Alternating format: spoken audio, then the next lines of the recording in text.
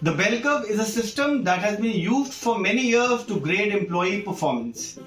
Although the organizations find it quite challenging to apply this in the performance appraisal system to distinguish between an average performer to an excellent performer, in order to implement a robust employee performance management system, but still they do it. Bell curve is applied to segregate the lowest performer and the top performer. Now, there is a big question in front of us that what is the bell curve? Hello friends, this is Manoj Goyal. You are welcome back to my channel Manoj Goyal Insight of Facility Management. So what is bell curve? It is based on the idea that employees are placed in categories of below average, average and excellent based on their performance. Now we will understand with this graph. Now let's see the graph. Here you would see this is bell curve, right?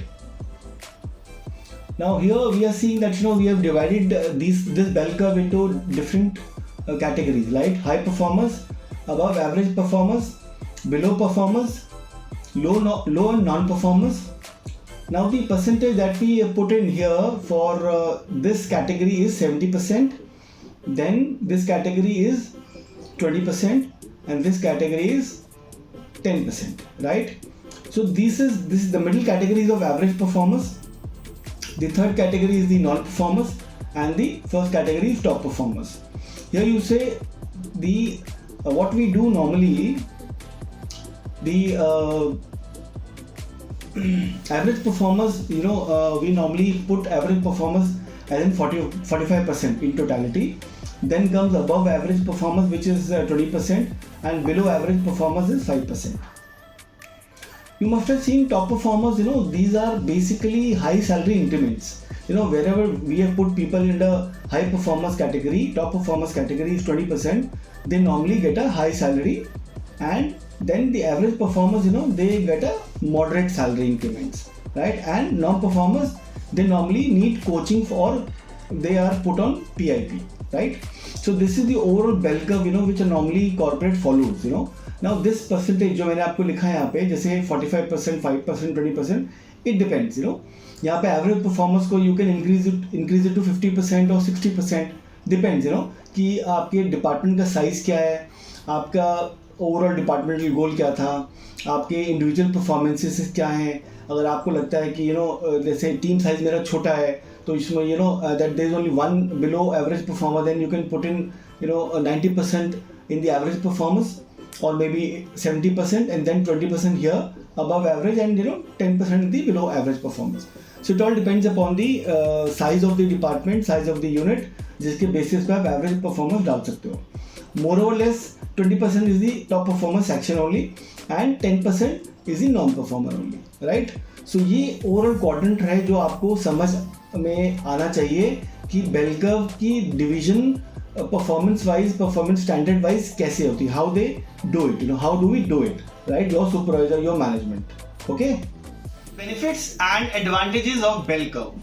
Number 1, identify top and low performers, that is way to compare employees with each other. This is something, a very robust system in place which ideally identifies who are the top performing people and who are the low performing people, as well as the average performing people, right? Second, it is used to identify problem areas and target interventions. See, when you discuss your appraisal with your supervisor, it takes out your problem areas and target the interventions also wherever you need intervention of your management, of your supervisors, right? Third, it is used to assess the impact of training and development programs. While discussing your appraisal, it also derives the impact of training, that what all training programs, what all developmental programs you need, to improve on your skills, right? Okay, there is one exception out here, that it is not beneficial for smaller organizations.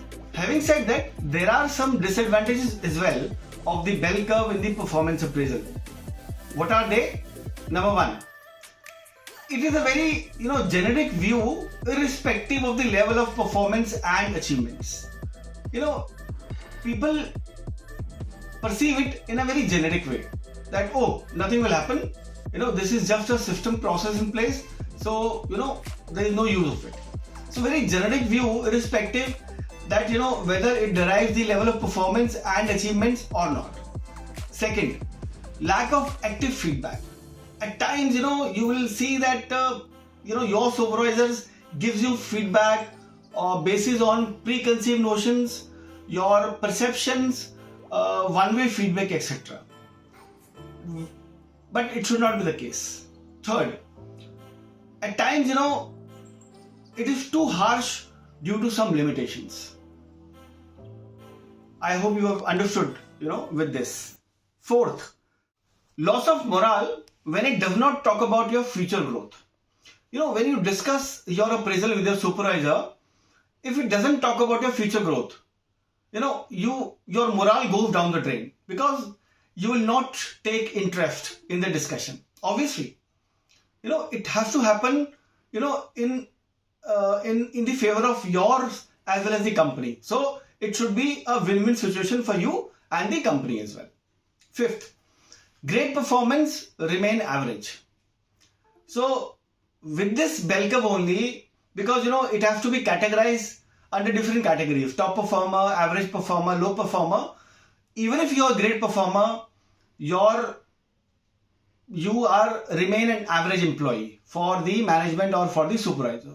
So this is the biggest disadvantage of the bell curve in performance appraisal system. Last but not the least, you have all the rights to ask your supervisor in case you're not satisfied with the appraisal discussion that has happened, because this is a forum where you can have everything in black and white. Mind you, it is a golden chance for you to actually assess yourself in the right way. Right? Thank you very much. I hope you liked my video. Thank you for listening to me and watching me. Thank you once again.